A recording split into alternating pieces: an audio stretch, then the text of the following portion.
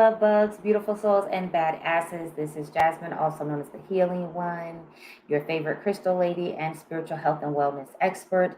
And wanted to just share something really quick on my thoughts on strengthening your spiritual abilities, your intuitive abilities specifically.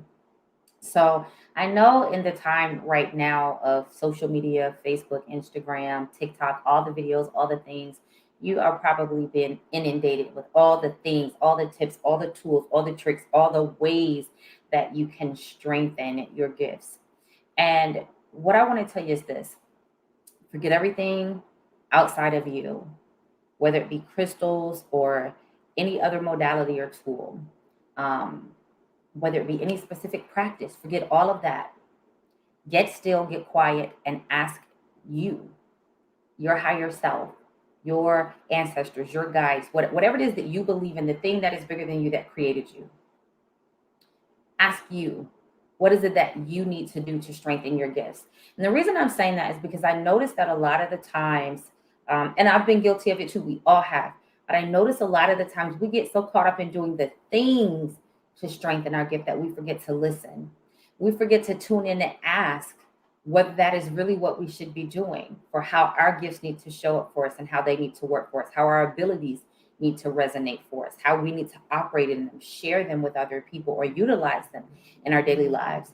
And we can often create a crutch on being dependent on the things outside of us instead of tuning in. So whether it be card decks or crystals or scrying tools, pendulums, any number of things, they're helpful and they serve a purpose. But first and foremost, you should be trusting yourself. You should be trusting your own voice. And what I see happening a lot of times is we become so dependent on those external things, those external practices, or those rituals and practices, that we stop trusting intrinsically in who we are. We stop trusting intrinsically in us, right?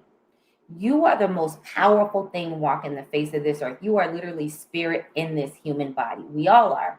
And yes, we are individual and part of the collective at the same time, right? We all have gifts.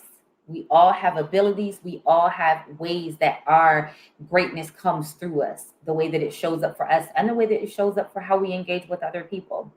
And what tends to happen with me as a healer, as a coach, as an intuitive, as an expert in these things, people will come to me and say, I need you to tell me this. And I will correct them and say, you already know. I can help you tune in so that you can get confirmation or affirmation on it, what it is that you know, but you already know. Sometimes what we have to do is work together in order to figure out how to quiet your thoughts, calm your spirit, so that you can tune in and block everything out and truly hear that inner wisdom, that inner voice.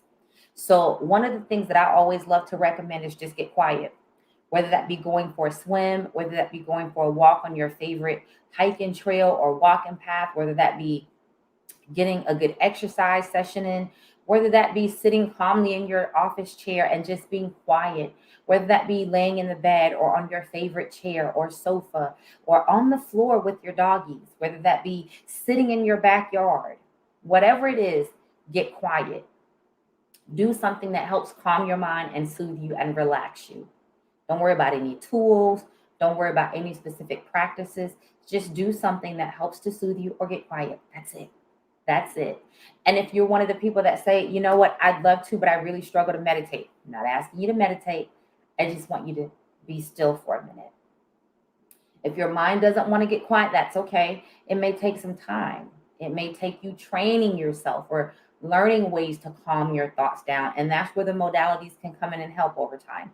But first and foremost, figure out, are you able to get quiet? Are you able to be still without all the things? Start there. Because if you're so focused on the tools, the tricks, the tips, all the things out there, then you've stopped listening right here. You've stopped listening in here. And you're so focused on what you can hear with your human ears and see with your human eyes, that you're no longer listening to your spirit first and foremost to give you that guidance, to be that internal GPS. You know what I'm saying? And when that happens, here's when you start making mistakes. Here's when you start second guessing yourself. Here's when you start tripping up and saying, I shoulda, coulda, woulda. and getting lost down the rabbit hole and ruminating on all kind of sorts of things, or getting angry because things aren't going your way. I get it. Been there, done that. We all have. Slow down, breathe, be still, and be quiet. And there's no perfect length of time that you got to do this to get started. If 30 seconds is all you got, give it 30 seconds. And then build on that and do 45 seconds. And then build on that and do 60 seconds. And then 90 seconds. And then 2 minutes. And then 3 minutes. And go as long as you want it to go. But be still and get quiet. And you may find that some of those answers start to come. And you're like, I got it. And sometimes you may say, okay, I think I got it, but now I can check with, maybe some outside objective trusted sources and people and kind of get some confirmation, or pull my card decks, or use my pendulum, or grab my crystals, or my scrying tools, or your Bible, or whatever it is that you use. Now you can use those things.